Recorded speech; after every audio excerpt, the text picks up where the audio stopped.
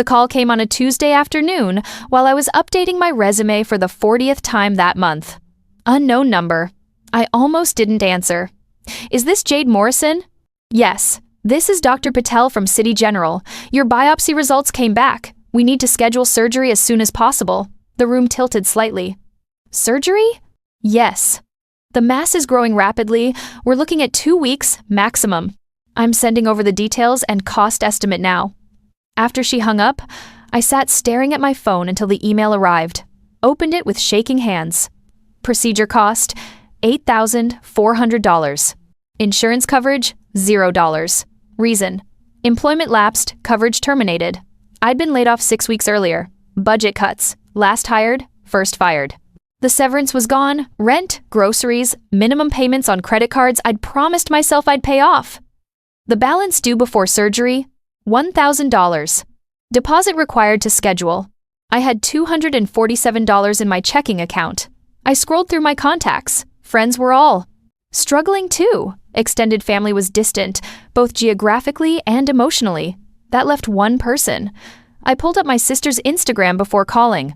Her latest post, mirror selfie in designer activewear, caption, manifesting abundance with 47,000 likes.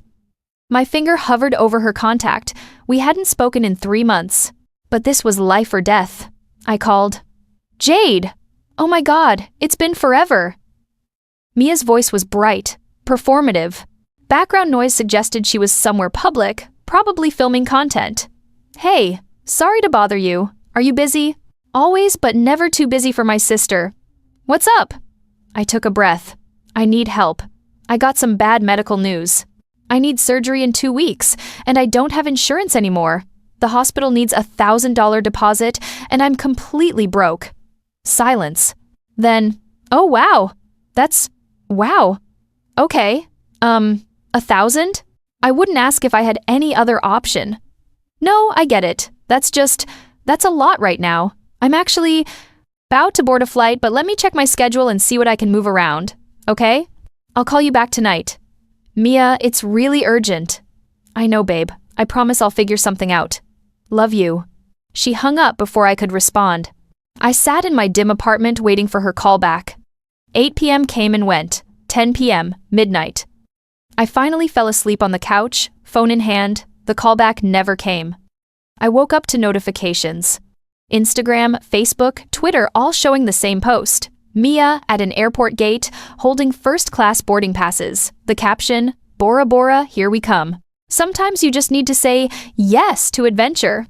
Number, treat yourself. Number, living my best life. Number, Bora Bora. The tickets in her hand had to be at least $3,000 each. I scrolled through comments, hundreds of them. You're living the dream. So jealous. Goals. Then I saw my parents' comments. Mom, so proud of you, sweetheart. You've worked so hard for this. Dad, that's my girl. Enjoy every minute. I stared at the screen until the words blurred. She'd promised to call back, to figure something out. Instead, she'd boarded a flight that cost triple what I'd needed, and my parents were praising her for it. I tried calling her. Straight to voicemail. Sent a text, please, I really need your help. Read receipt showed she'd seen it. No response. I Googled medical crowdfunding with tears running down my face. Created a GoFundMe. Wrote the most honest description I could manage without completely breaking down. Shared it to my small social media, following mostly former coworkers and college acquaintances. Then I waited. The donations came slowly. $20 from a college roommate I hadn't spoken to in 5 years. $50 from my former boss. Anonymous contributions of $10, $15, $30. People who'd never met me, sending what they could with messages like, stay strong and praying for you.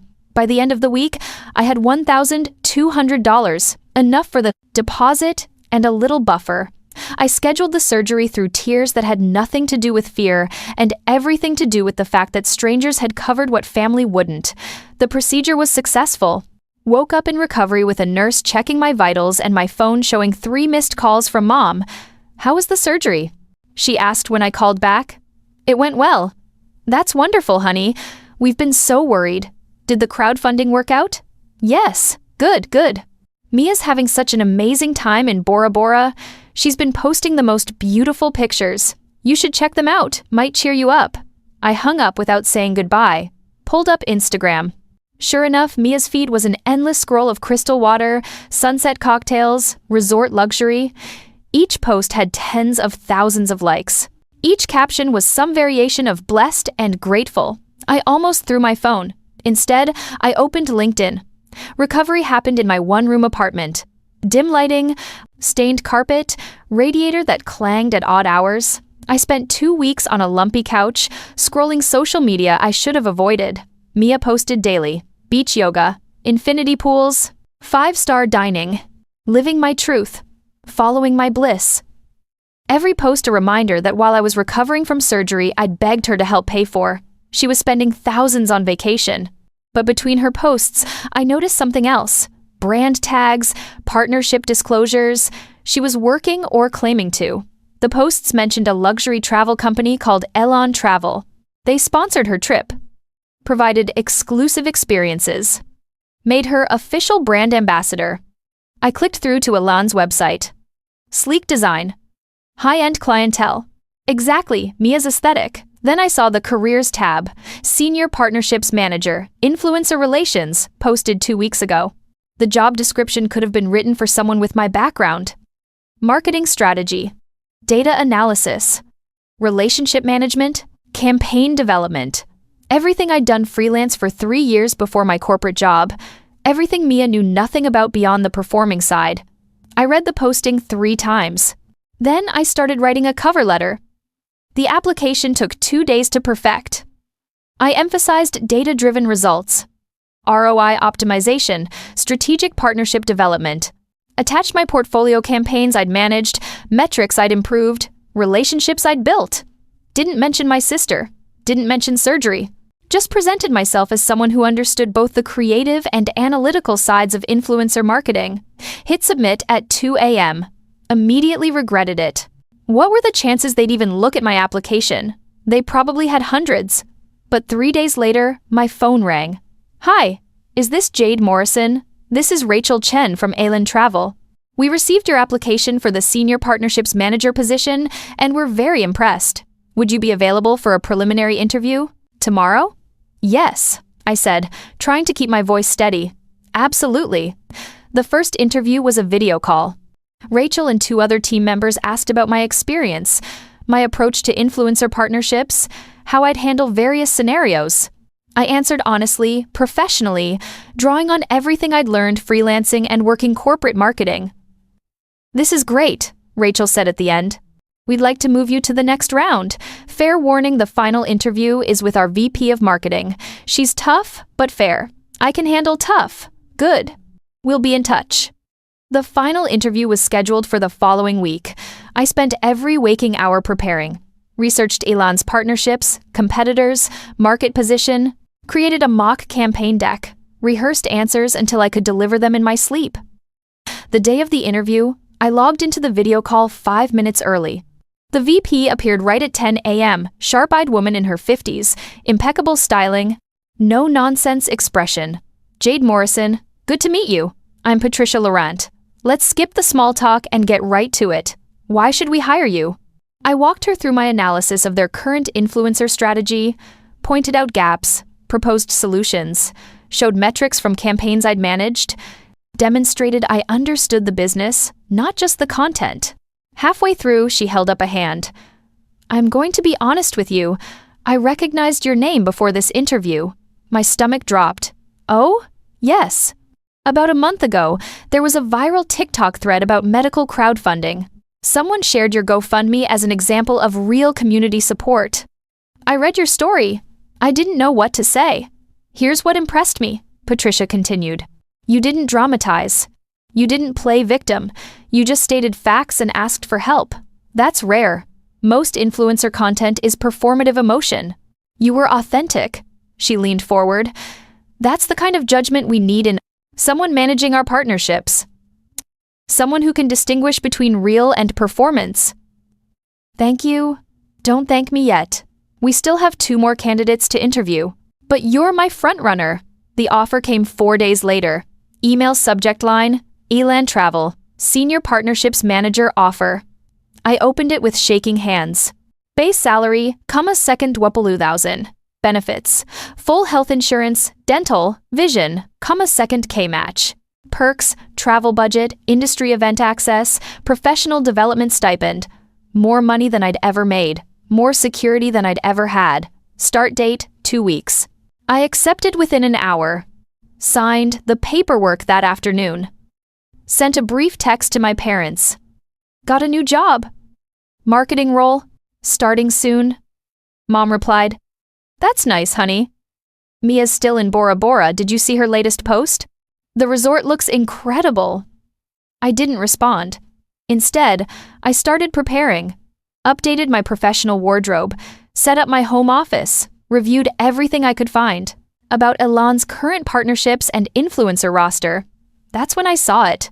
Buried in a contract renewal list on the shared drive HR had given me access to, Mia Morrison, influencer, current contract expiring in 3 months. Up for renewal review. I stared at her name on my screen, my sister, whose partnership I would now be managing. The universe had a twisted sense of humor. My first day was a blur of onboarding, meetings, introductions. The team was professional, welcoming. Patricia gave me a quick tour, then dropped me into the deep end.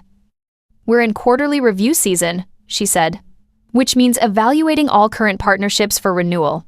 I need you to audit the influencer contracts, engagement rates, deliverable completion, ROI metrics, flag anyone who's underperforming."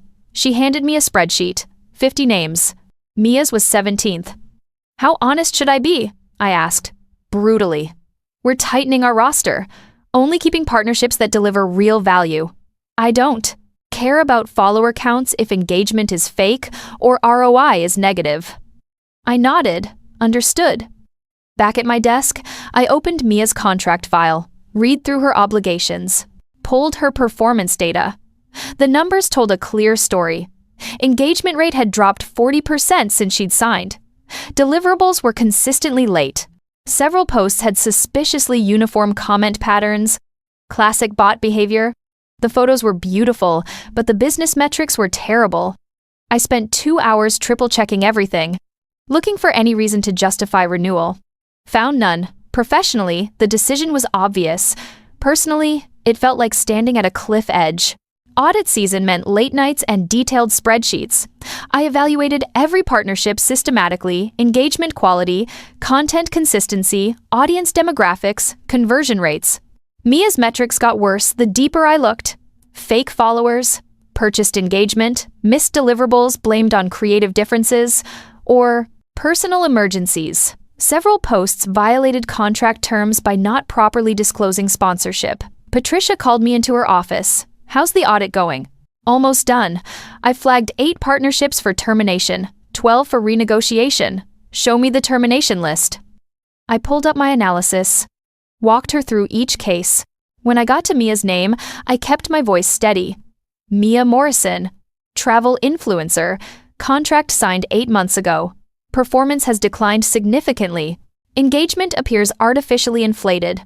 Multiple deliverable delays. Recommend non-renewal. Patricia studied the data. "You're related to her." I froze. "Excuse me?" "Same last name. Similar facial features in her profile photo.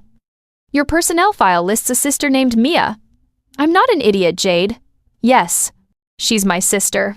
"Does that change your professional assessment?" I thought about the hospital call, the ignored texts, the Bora Bora posts. No, the numbers don't lie. She's underperforming by every metric we measure. Patricia smiled slightly. "Good answer. Professional integrity matters more than family politics. Terminate the partnership. Send the standard notification." I nodded. "When?" "Today." I drafted the termination email 3 times before settling on the standard template. Professional, brief. No room for negotiation. But before sending it, I did something I probably shouldn't have. Called Mia from my personal phone. She answered immediately. "Jade! Oh my God, I've been meaning to call you. How are you feeling? Did the surgery go okay?" "I'm fine. That's great." I felt so bad I couldn't help more. But you know how crazy my schedule gets? "Mia, I'm calling to give you a heads up. Elan Travel is doing partnership reviews. They're going to be looking at influencer deliverables pretty carefully. You should make sure all your metrics are clean. What do you mean? Just make sure everything's legitimate. Engagement, followers, all of it. They're tightening their roster. She laughed. Oh babe, don't worry. My numbers are amazing. I'm totally safe. But thanks for the heads up. Okay. Just wanted to warn you. You're sweet. Hey, I have to run filming content for a new brand deal. Love you. She hung up. I stared at my phone for a long moment. Then I sent the termination email from my work account. Subject: Partnership Agreement Non-Renewal. Effective immediately. The system timestamped it. 4:47 p.m. The presentation happened 2 days later.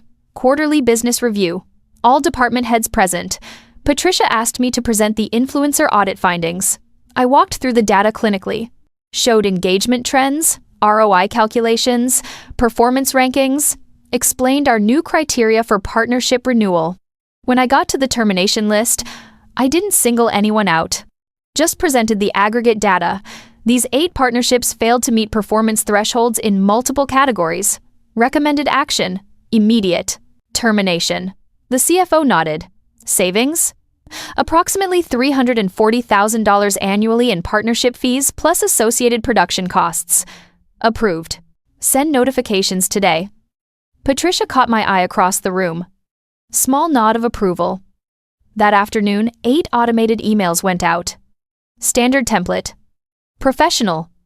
Final. Mia's went out at 2:15 p.m. I went home early, ordered takeout, and tried not to think about my phone. It rang at 6:30 p.m. Mom. Not Mia. Mom. Jade, honey, did you know about this Ellen thing? What thing? They dropped Mia's partnership. She's devastated. She thought everything was going great. Did you hear anything about this at your new job? I work in a different department, I lied. Well, it's corporate greed, that's what it is. She's crying right now. Your father's furious. These companies treat people terribly. I'm sure she'll find other opportunities. Could you maybe put in a good word for her? Since you work there? I almost laughed. Mom, I've been there. A week. I don't have that kind of influence. Well, could you try? She's your sister. I'll see what I can do, I said, knowing I'd do nothing. The family dinner happened the following Sunday. Monthly tradition, I usually found excuses to skip, but Mom had insisted, "We haven't seen you since your surgery." I almost canceled. Then decided facing it directly was better than prolonging the inevitable. Mia arrived late, perfectly styled as always. Hugged everyone except me. Sat across the table with her phone face up, checking it constantly.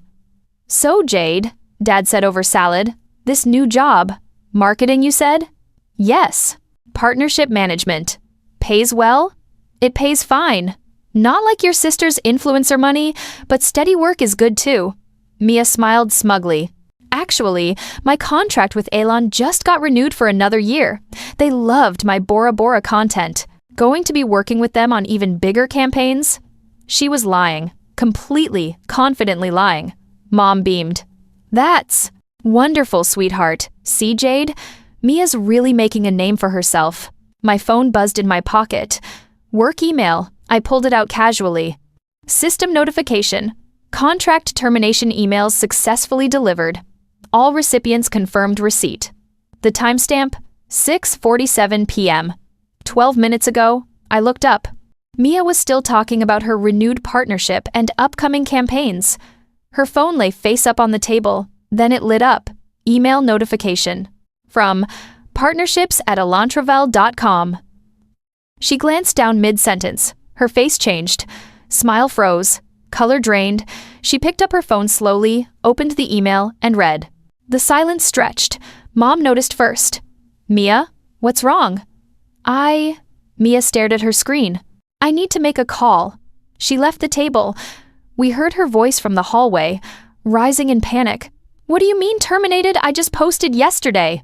There must be a mistake. Mom looked at Dad. Dad looked at me. Did you know about this? About what? About them. Dropping her partnership? I cut my chicken carefully. Company decisions aren't really my business. Mia came back, phone clutched in her hand, eyes red. They terminated my contract. For performance issues. This is insane. I've done everything they asked. Mom reached for her hand. Honey, there has to be an explanation. There is, I said quietly. Everyone turned to me. Partnership contracts have performance requirements, engagement metrics, deliverable completion, ROI thresholds. If you don't meet them, contracts get terminated. It's standard business. Mia's eyes narrowed. How do you know that? Because I work in partnerships. It's literally my job.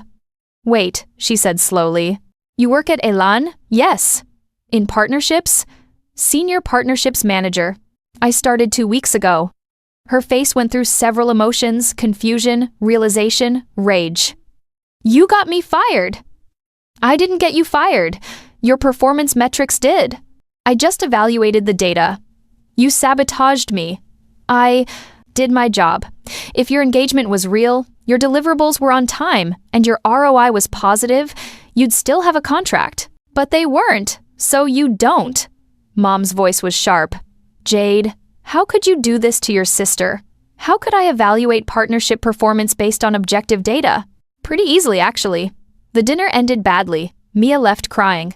My parents demanded I fix this and talk to my boss.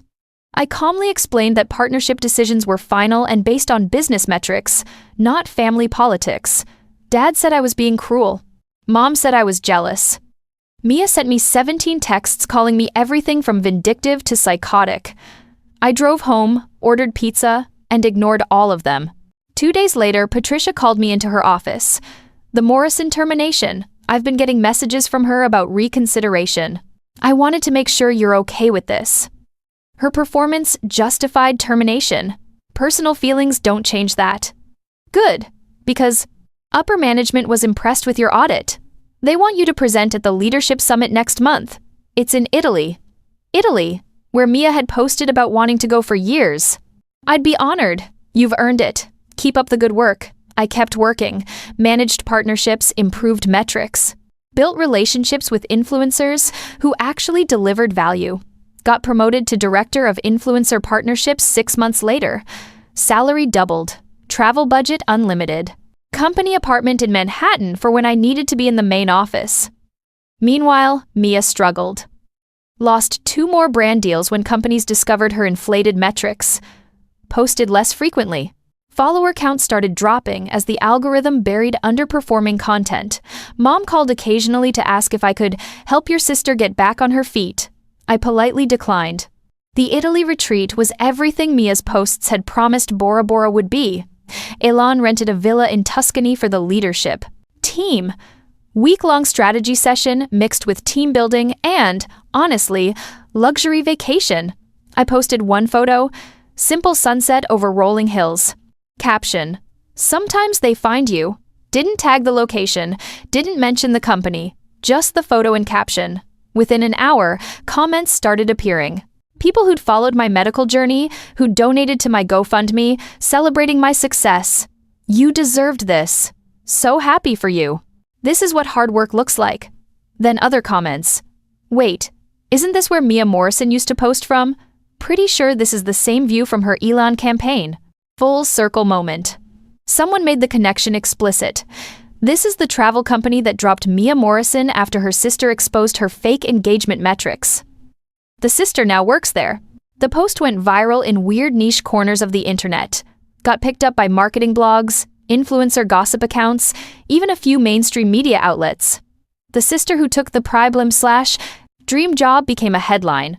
My LinkedIn got thousands of connection requests, interview requests from podcasts about career pivots and professional ethics. I ignored most of them. Accepted one from a career development podcast to talk about data-driven decision-making in influencer marketing. Didn't mention Mia by name. Didn't have to. Mia tried reinventing herself. Posted about manifesting new opportunities. Choosing authenticity over algorithms. Finding my real voice. The engagement was terrible. Brands stayed away. The influencer ecosystem has a long memory for fraud. 3 months after my Italy post, she posted, "Taking a break from social media to focus on personal growth. Thank you to everyone who supported me." Translation: giving up. I reposted Elon's job listing. Junior Partnerships Coordinator. Entry level, good benefits, room for growth. Caption: sometimes opportunities find you. Other times, you have to find them. Either way, the work matters more than the title. The subtext was obvious to anyone following the story. My followers understood immediately. Comments: class act? This is how you do it. Offering a ladder instead of gloating respect. But also, she doesn't deserve your help. Let her figure it out herself.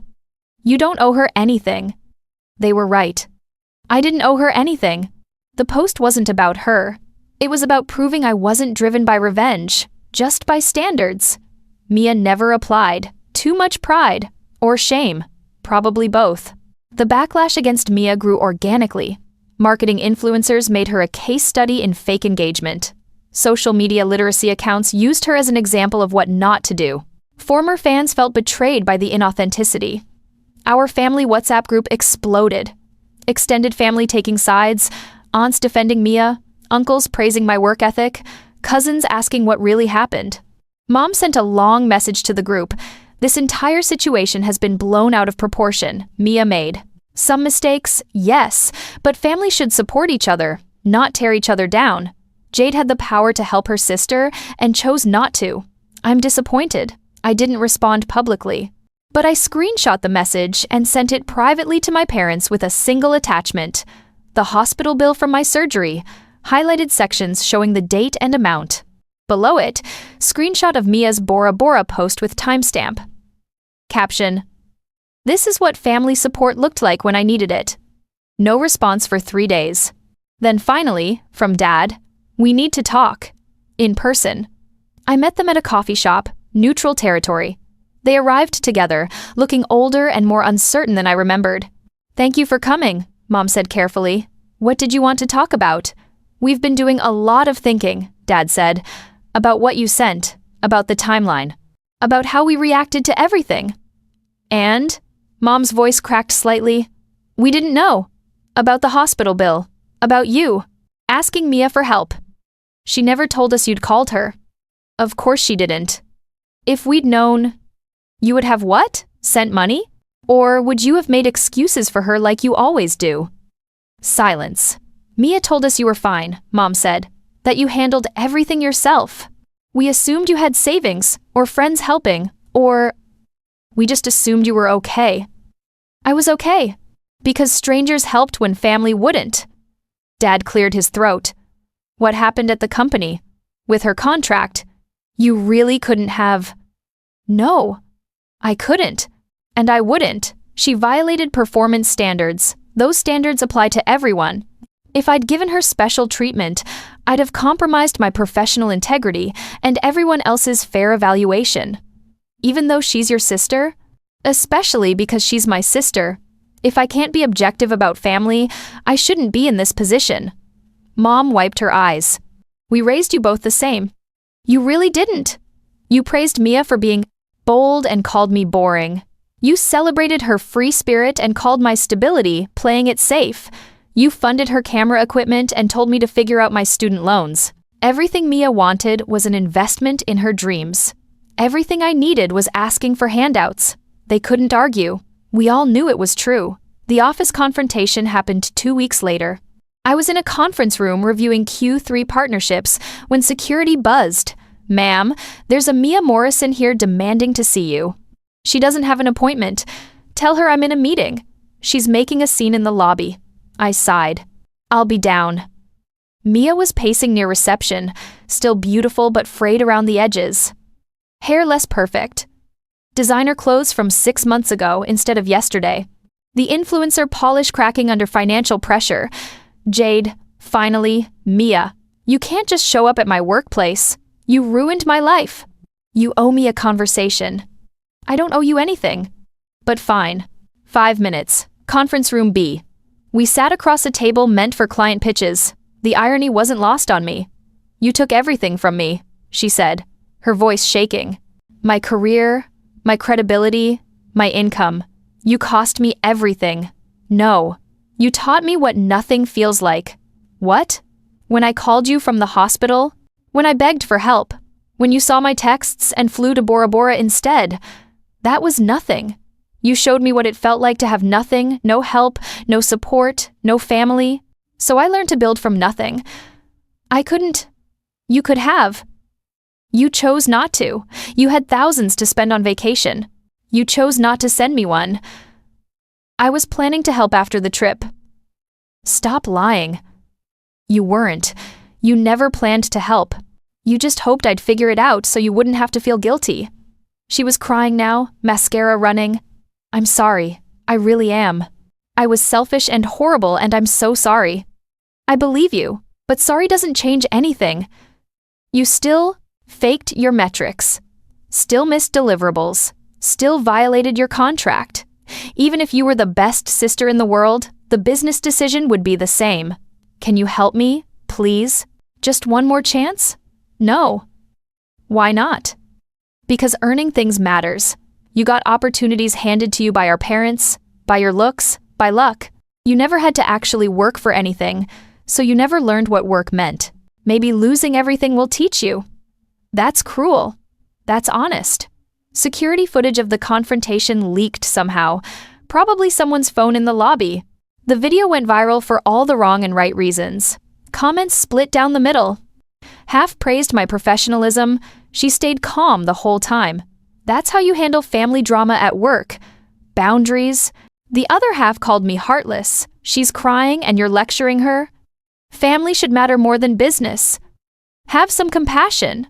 But the overall narrative shifted in my favor. People started researching the backstory. Found my old GoFundMe. Found Mia's Bora Bora posts. Timeline receipts emerged. A journalist from Forbes reached out. I'm writing a piece about influencer ethics and professional integrity. Would you be willing to be interviewed? I almost said no.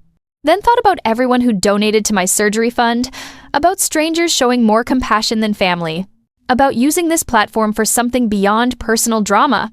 Yes, but I want to talk about industry standards, not family gossip. Deal. The article ran 2 weeks later. From hospital debt to dream job, how one marketing professional revolutionized influencer accountability. It covered my medical crisis, the crowdfunding, my career rebuild, but it focused more on the industry implications, how fake engagement hurts brands, how professional standards matter, why data-driven decisions beat nepotism. Mia was mentioned only briefly, never by name. Morrison declined to dispart, comment on her former partnership termination or her sister's current role. The piece went viral, shared across LinkedIn, Twitter, marketing newsletters. Several companies reached out asking me to speak at conferences about influencer vetting and performance metrics. My parents saw it. Mom called. That article made Mia sound terrible. The article barely mentioned her. It focused on industry practices. Everyone knows it's about her. Everyone knows because the story is public. I didn't create the narrative. I just survived it. She's struggling, Jade. Really struggling. Can't you have some compassion? I had compassion when I needed surgery and got ignored. I had compassion when I was recovering alone while she posted vacation photos. I used up all my compassion being patient with people who were never patient with me. Family should show up when it matters. Family should help when asked. Family should celebrate each other's successes instead of competing. You taught Mia that rules don't apply to her. I'm teaching her they do. That's not cruelty. That's reality. 6 months after the Forbes article, I launched a campaign for Adeline, Authentic Journeys, Real Stories from Real Travelers. The concept was simple. Partner with micro-influencers who actually traveled authentically. No staged photos, no fake enthusiasm, no purchased engagement. Just honest content from people who genuinely loved travel and had real audiences. The campaign exploded. Engagement rates tripled. Conversion rates quadrupled. Customer feedback was overwhelmingly positive. Finally, travel content that feels real. We won 3 industry awards. I presented at 4 conferences. Got profiled in Adweek as a rising star in ethical marketing. Patricia promoted me to VP of Brand Partnerships. Office with a view. Salary that made my parents' contractor business look modest. Stock options. The whole package. I bought a condo, paid cash, renovated it exactly how I wanted. Hung 1 photo in the entryway, me and the surgical team who'd saved my life, taken the day I left the hospital. Reminder, strangers cared when family didn't. The industry gala happened in December. Adeline sponsored a table.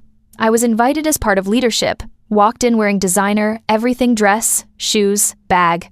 Not for show. Just because I could finally afford quality and it felt good. Saw Mia across the room almost immediately. She was there as a +1 for some minor influencer trying to network. She looked tired, out of place, like someone who'd once belonged and no longer did. Our eyes met. She froze. I nodded politely and kept walking.